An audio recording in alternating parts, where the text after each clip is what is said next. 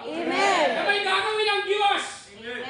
Ang pagkakabilanggo ng kahirapan ng ating bansa, may gagawin ng Diyos. Magbubukas po siya ng mga bagay, mga opportunity para sa ganun ang kahirapan, ang poverty sa ating bansang Pilipinas pwedeng palitan dito ng Panginoon ng kaginhawaan. Ano po?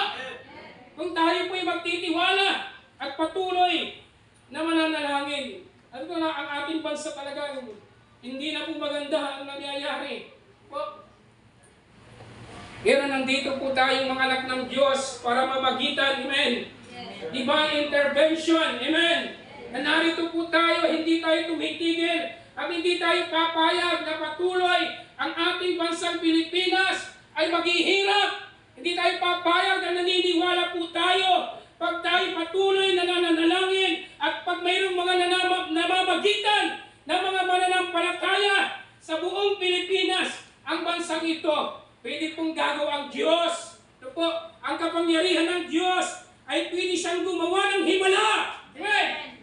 Sa ating bansang Pilipinas para makalaya anuman ang talikala ng kaaway sa ating bansang Pilipinas ay aalisin dito ng Panginoon. Amen. Kung tayo tuloy-tuloy at hindi titigil sa pananalangin, sabi nga doon sa 2 Chronicles, diba? Yung di ba na, chapter 7, sabi doon, kung kayo tatawag sa akin at magpapakumbaba at hihingi ng kapatawaran, sabi ng Diyos, papatawarin. Sa marami na pong tiwaling opisyalis ng ating bansang Pilipinas. Kaya sabi niya lagi sinasabi sa atin, maging mapanuri po tayo. Amen?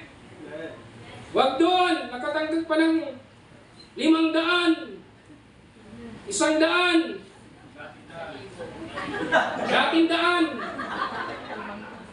wala nang daan.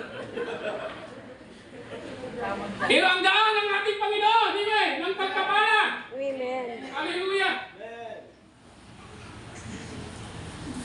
So, gagawin po ang ating Panginoon. Huwag po tayong padadala. Sabi nila kung sino daw yung nagbigay sa kanila, yun daw yung kanilang susulat sa baluta kung sino nagbigay. Kung hindi kayo binigyan ng sibak, hindi ibubut ang sibak.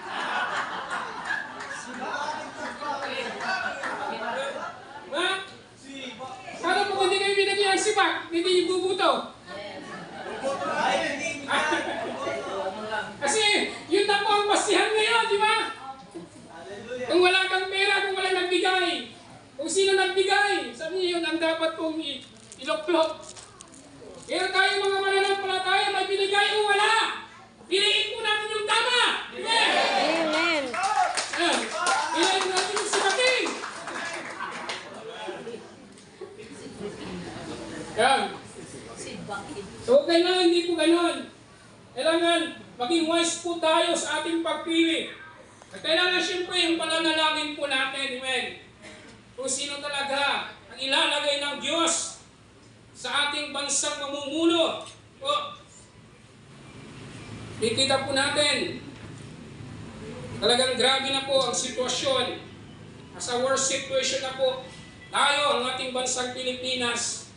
Pero, hindi papayagan ng Diyos po yun hanggat mayroon pong mga namamagitan ng mga mananampalataya. Amen!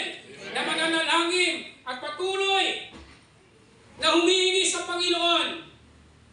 Ang Diyos ay patuloy po siyang gagawa ng mga bagay na mga himala sa ating bansa. Para sa ganon, ang nangyayaring katiwalian, talagang korupsyon na po yung ating bansa. Korrupt na po talaga. Kasi dahil po yan, marami na pong korrupt na mga namumuno sa ating pong bansa. Ipag-pray po natin. O, na yung mga nandyan, yung mga corrupt na politician, piliin po natin. Po, sabi nga nila, may mga kandidato na madaling lapitan, mahirap hanapin. Ha? Ganun ganon. Madali daw siyang lapitan. Pero mahirap hanapin. Pag nakaupo na, pag hinanap mo, wala na. Yan. Daming pangako. Yan. Pag sinabi yung, pagpapalalang mo yung kanyang pangako, yan. Wala, hindi mo na mahanap. Ay piliin po natin yung totoo. Amen. Kaya madali mo siyang lapitan, madali mo rin siyang hanapin. Yan. Kasi may mga politician, sabi niya, wala, sabihin mo wala ako dito. Doon naman, nakita naman siya. May mga ganon, diba? Sabihin mo wala ako. May nakita naman din na nandun sa bahay niya. Nagtatago na.